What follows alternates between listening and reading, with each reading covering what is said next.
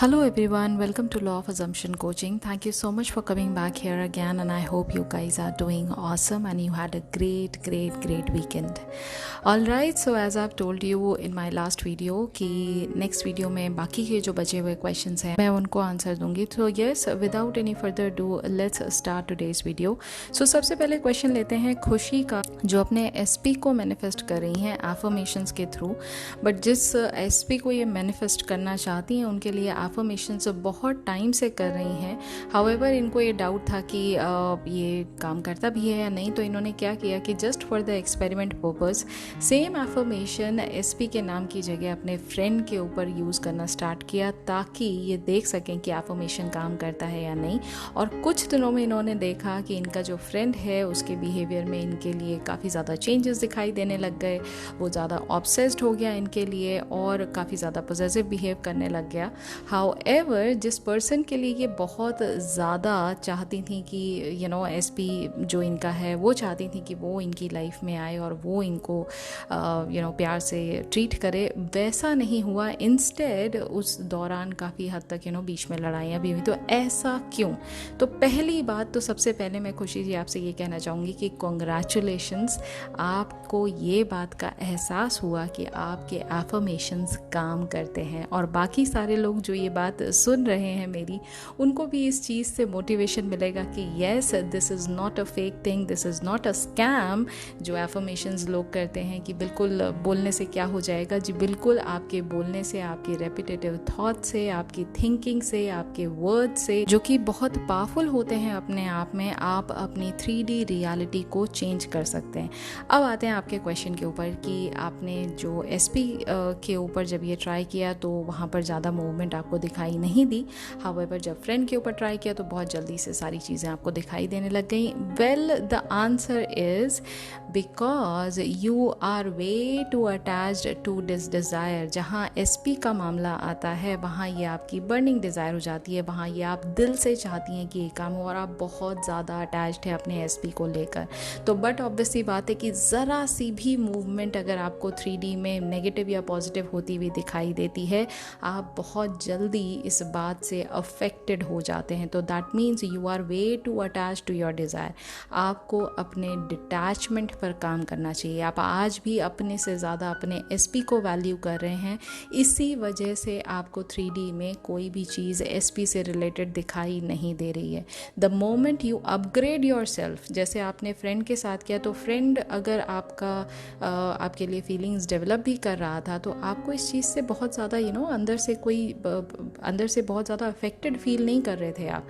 होता है नहीं होता है ऐसी वाली स्टेट ऑफ माइंड में थे आप. लेकिन जहाँ मामला SP का आता है वहाँ आप चाहते हैं ये हो ही हो, यानी इसका एंड रिज़ल्ट होना चाहिए. इसमें आपको नो तो चाहिए ही नहीं. और प्लस दूसरी बात, इसमें आपको ये लगता है कि अगर ये नहीं हुआ then you will be shattered. ठीक है, तो जब तक आप इस डिटैचमेंट पर काम नहीं करेंगे तब तक इस डिज़ायर से रिलेटेड आपको 3D में चीज़ें दिखाई देंगी नहीं. पहली बात. दूसरी बात, अगर जो चीज़ हो भी रही होगी वो इतना डीलेड फॉर्म में होगी कि तब तक आप हो सकता है कि ये उम्मीद ही लगाना छोड़ दें कि भाई ये काम करता भी है नहीं. तो yes, please do work on your detachment, then you are going to see the same movement in your 3D which you are expecting out of your SP. ठीक है, तो इस पर काम करना स्टार्ट करिए. नेक्स्ट क्वेश्चन लेते हैं प्रदीप प्रोडक्शन का, जिन्होंने 2 क्वेश्चंस पूछे हैं. Number 1 is what happens if we keep assuming the same thing even after reaching the point of saturation, मतलब will it manifest a little bit fast. पहले इस क्वेश्चन का आंसर देते हैं. नहीं, बिल्कुल नहीं. अगर आप किसी एक चीज़ का सैचुरेशन पॉइंट, यानी आपका वो लेवल आ चुका है जहाँ आप अब वो डिज़ायर आपकी अब बर्निंग डिज़ायर नहीं रहेगी, या आपने उस एक्सपीरियंस को इतनी बार महसूस कर लिया है अपने मन में, अपने दिलो दिमाग में, कि now you feel already satisfied. But if you keep on thinking about it over and over again, are you going to think about it from the point of satisfaction? अगर आपको सेटिस्फैक्शन के पॉइंट ऑफ व्यू से ये चीज़ों को बार बार remind कराना पड़ रहा है अपने माइंड को, तो to an extent it is fine, क्योंकि आप ऑलरेडी पॉइंट ऑफ सैचुरेशन पे हैं और आप सेटिस्फैक्शन वाली फीलिंग को बार बार यहाँ पर इंपॉर्टेंस दे रहे हैं. यानी इसको इस तरह से समझिए जैसे आप एक पार्टी में गए एक अपने फ्रेंड्स के साथ और वहाँ पर आपने एक बहुत ही डिलीशियस सा पिज़्ज़ा खाया, ठीक है। अब वो इतना एक्सपेंसिव और इतना डिलीशियस पिज़्ज़ा था जो कि क्योंकि पार्टी चल रही थी तो आपने कई बार खाया और उसका पूरा का पूरा जो टेस्ट है, वो एक्सपीरियंस है, वो आपके माइंड में बैठ गया। अब एक तरीका तो इसको सोचने का या रिपीट करने का माइंड में ये है कि oh wow, you know, I had such a great meal on that day, और कितना मज़ा आया था उस चीज़ को खाने में, उसका टेस्ट कितना अमेजिंग था, and it was such a great experience to have that pizza that day along with the friends. एक ये तरीका है इस बात को रिमाइंड कराने का, जो कि है सेंस ऑफ सेटिस्फैक्शन का तरीका, जहाँ पर आप बार बार इस बात को एहसास कर रहे हैं कि wow, it was such an amazing thing to be, और कितना मज़ा आया था, कितना अच्छा टेस्ट था, और इस बात से आप कितना ज़्यादा सेटिस्फाइड और फुलफिल्ड फील कर रहे हैं, ठीक है। एक तरीका ये है। दूसरा तरीका ये है बार बार रिपीट करने का कि वो जो हमने खाया था ना वो दोबारा कहाँ मिलेगा, वो जो हमने खाया था ना वो दोबारा कहाँ मिलेगा, कहाँ से आप ऑनलाइन सर्च कर रहे हैं, आप उस पिज़्ज़ा को दोबारा घर में ऑर्डर करने की कोशिश कर रहे हैं, आप हर बात पे खाने को भी उसी चीज़ से कंपेयर कर रहे हैं। That means you are looking at the things from the lack point of view. तो ये दोनों पॉइंट ऑफ व्यू आपको समझना बहुत ज़रूरी है। तो अगर आप सेटिस्फैक्शन पॉइंट ऑफ व्यू से चीज़ों को देख रहे हैं, which is also known as living from the end, then there is no problem. But if you are looking at things from the point of lack कि मेरे पास तो ये चीज़ है ही नहीं, उस दिन भले खाया था लेकिन मेरे पास तो आज की डेट में ये चीज़ है नहीं, उसके लिए आप बार बार एफर्ट लगाते हैं कि वो चीज़ आपकी 3D रियलिटी में किसी तरह से दोबारा आ जाए। This is lack and this is not healthy, this is not good. और अगर आप लैक पॉइंट ऑफ व्यू से चीज़ों को देख रहे हैं तो ये प्रोसेस को कभी फास्ट नहीं करेगा, उल्टा ये डिले करेगा आपके प्रोसेस को, ठीक है। तो I think you got the answer. Now second question is, her desire का एक ही विश फुलफिलमेंट सीन विजुलाइज करना चाहिए या अलग अलग भी? मतलब एक सीन का सैचुरेशन पहुंचने पर should be let go it और we can create any other scenario too. मैं आपको इसका एक एग्जाम्पल के तौर पे मैं आप ही से इसका क्वेश्चन पूछती हूँ, ठीक है। सपोज करिए आप एक पेंटर हैं और आपको ना एक सामने एक सब्जेक्ट, एक पर्सन, आपके ब्रदर या सिस्टर को आपके सामने बिठा दिया गया है और आपको कहा है कि इनको पेंट करिए, ठीक है। तो एक पर्टिकुलर पोज आप उस पर्सन को बोलते हैं कि इस पर्सन को इस एंगल में बैठिए, इस पर्टिकुलर पोज में बैठिए। Now if you are going to start making the painting with that pose, with that clothing, with that makeup, everything is there, right? In the mid way अगर मैं उस पर्सन को कहूँ, आपके ब्रदर या sister को, कि जाओ जाके कपड़े चेंज करके आ जाओ और इस बार पोज भी चेंज कर दो, do you think you are going to make the same painting as you were making it before? आपको शायद आंसर मिल गया है, ठीक है। सबकॉन्शियस माइंड जो आपका है वो इसी तरह से काम करता है, and that is why it is been said impressing the subconscious mind, imprinting the seed of your desire into your subconscious mind. ये जो वर्ड यूज़ किया है ना, इम्प्रिंटिंग, ये एग्जैक्टली ऐसे ही इसी वजह से यूज़ किया गया है। तो if you are going to change your scene, अलग अलग सीन्स अगर आप बार बार लेकर आते हैं, it is exactly like painting तो बन रही थी लेकिन बीच में कुछ और सीन चेंज कर दिया। अब आप बताओ एज अ पेंटर आप कंफ्यूज होंगे या नहीं, और क्या आप उतना बेहतरीन रिजल्ट दे पाएंगे एज अ पेंटर या नहीं? तो आपको आंसर मिल चुका है और इस चीज़ को इसी पॉइंट ऑफ व्यू से आप कोरिलेट कर सकते हैं।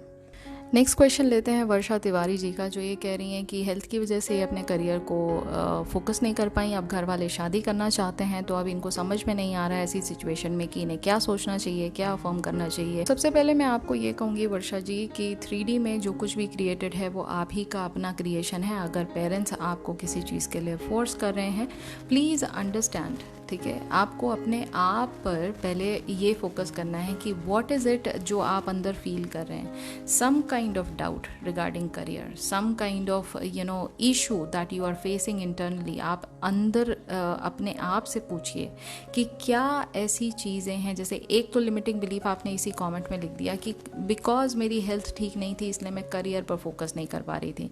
देखिए, हेल्थ अपनी जगह है, करियर अपनी जगह है ना। आई अंडरस्टैंड कि ये लोग, बहुत सारे लोग जो 3D के ऊपर फोकस करते हैं, कहते हैं नहीं नहीं, हेल्थ अगर ख़राब है तो करियर पे कैसे फोकस किया जा सकता है। वेल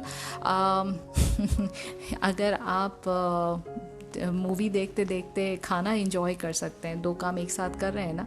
तो ऐसे ही जब कोई चीज़ आपकी, या ड्राइविंग करते करते आप फ़ोन पर बात कर सकते हैं, तो करियर के साथ साथ अपनी हेल्थ को, या हेल्थ के साथ साथ अपने करियर पे फोकस क्यों नहीं कर सकते। This is my personal point of view. But जैसा कि यहाँ आप कह रहे हैं कि ये आपका लिमिटिंग बिलीफ है, तो अपने लिमिटिंग बिलीफ पर काम करिए, उसके लिए अपने सेल्फ कॉन्सेप्ट को स्ट्रॉन्ग करिए। इस एरिया जो आपका डिज़ायर का एरिया है, इस एरिया के इर्द गिर्द जो भी आपके लिमिटिंग बिलीफ है, वो ये हो सकता है कि maybe you are not good enough for XYZ career, maybe you think that you need more time to understand more in detail about your career. जो भी आपको लगता है उस चीज़ पर पहले फोकस करिए कि अल्टीमेटली क्या ऐसी नेगेटिव चीज़ें हैं जो मैं बार बार सबकॉन्शियस माइंड की तरफ से सोचती हूँ और मैं इसी वजह से कोई स्टेप आगे नहीं उठा पा रही हूँ। बिकॉज 3D में जो कुछ भी चीज़ें आपकी लाइफ में हो रही हैं, वो चाहे वो नेगेटिवली आपको किसी चीज़ के लिए रोक रही हैं, ड्रैग डाउन कर रही हैं, दैट मीन्स आपने वो अपने डाउट्स एंड फियर की वजह से, उस डिज़ायर को आप डाउट और फियर की वजह से नहीं पा सकते,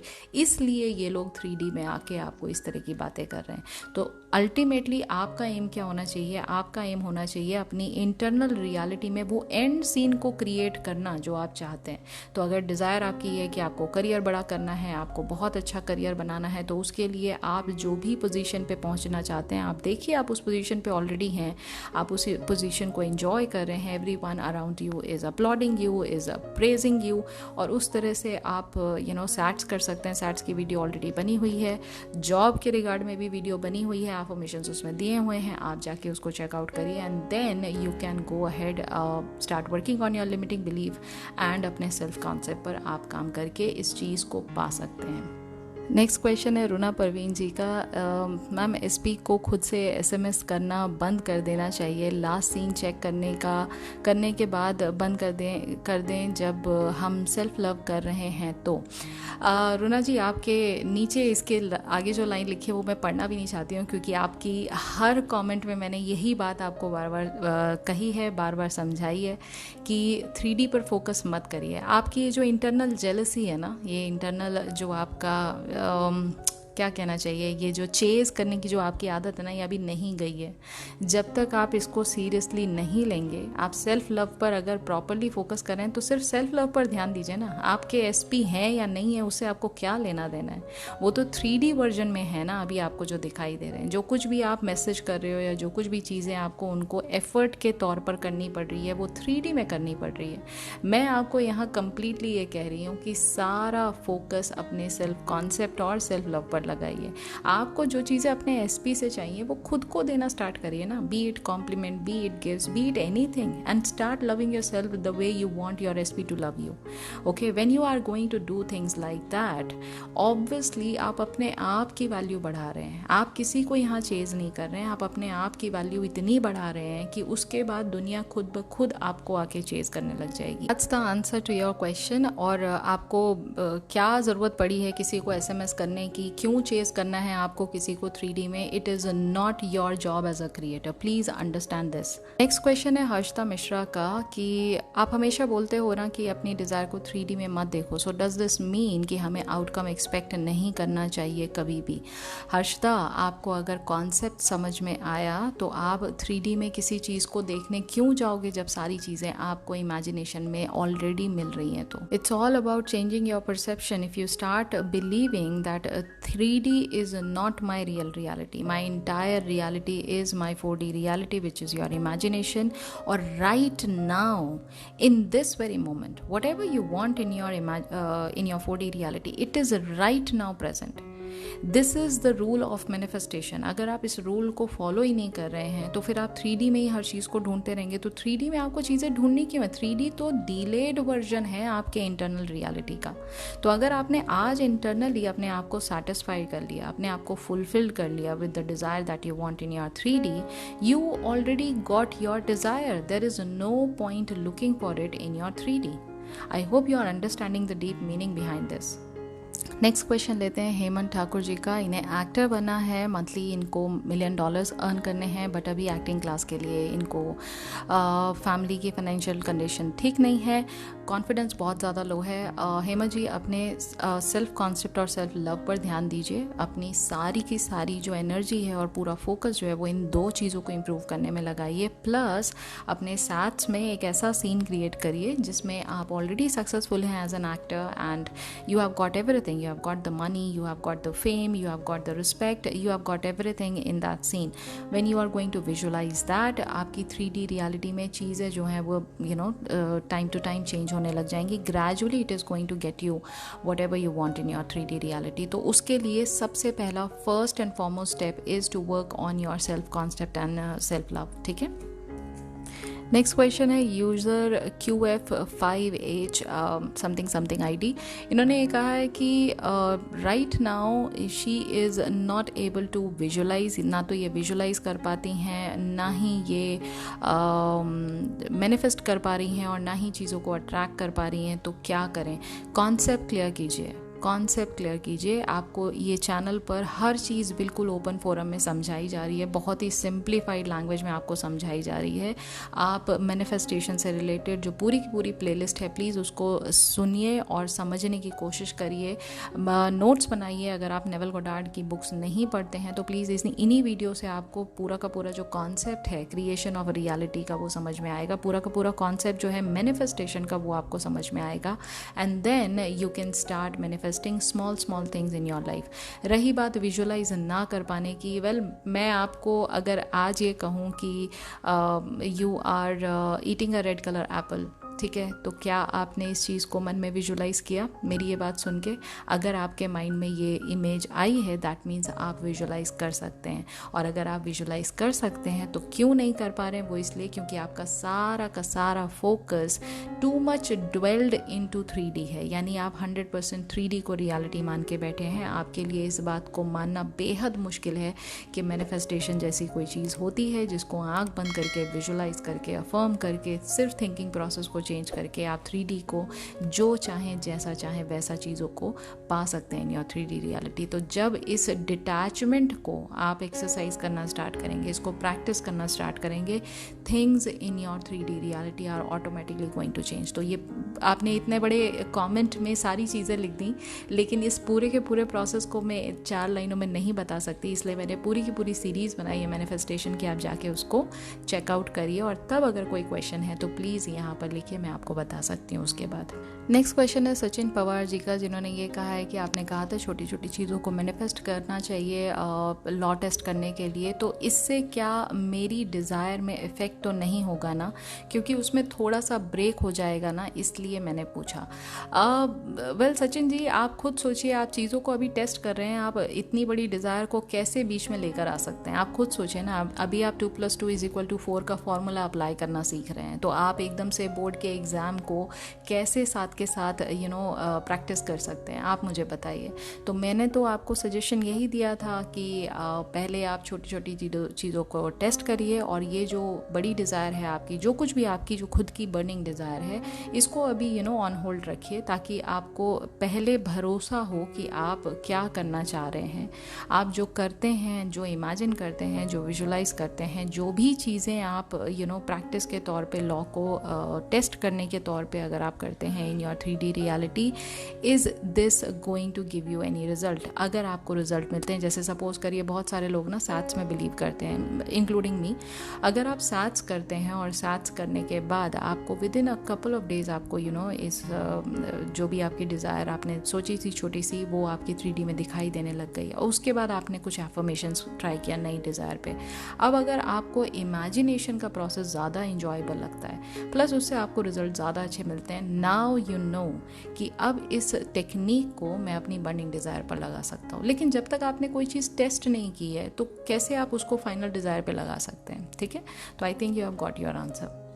नेक्स्ट क्वेश्चन है रोहिणी काम्बले जे का, जिन्होंने कहा है कि जब हम मैनिफेस्ट कर रहे हैं एसपी को, तो जब हम एफर्मेशन करते हैं, विजुलाइज करते हैं, तो इनके एसपी के मन में क्या चल रहा होता है, शी वांट्स टू नो। और एफर्मेशन कब काम करने लगता है, मतलब जब हम एक सेट ऑफ एफर्मेशन देते हैं तब से काम करने लगता है क्या, बिकॉज मोमेंट हमें दिखते नहीं हैं ना, बिहाइंड द सीन्स क्या चल रहा है ये दिखाई देता है। ओके रोहिणी, मुझे एग्जैक्टली नहीं पता आप कहाँ कन्फ्यूज़ हो रहे हो यहाँ पर, क्योंकि आपके एसपी के माइंड में क्या चल रहा है उससे आपको क्या मतलब क्या कनेक्शन है उस बात का। आप जो इमेजिन करते हैं, जो विजुलाइज करते हैं, उससे आपके मन में क्या चल रहा है वो ज़्यादा इंपॉर्टेंट है, बजाय इसके कि एसपी के माइंड में क्या चल रहा है। SP is going to give you what you have imagined in your mind, in your imagination. तो जब आपका इमेजिनेशन ही अल्टीमेट रिजल्ट के फॉर्म में आपको दिखाई दे रहा है, तो कैसे हो रहा है, इसीलिए कहा जाता है, बार बार नेविल गोडार्ड ने कहा है, the how and the when is not our concern.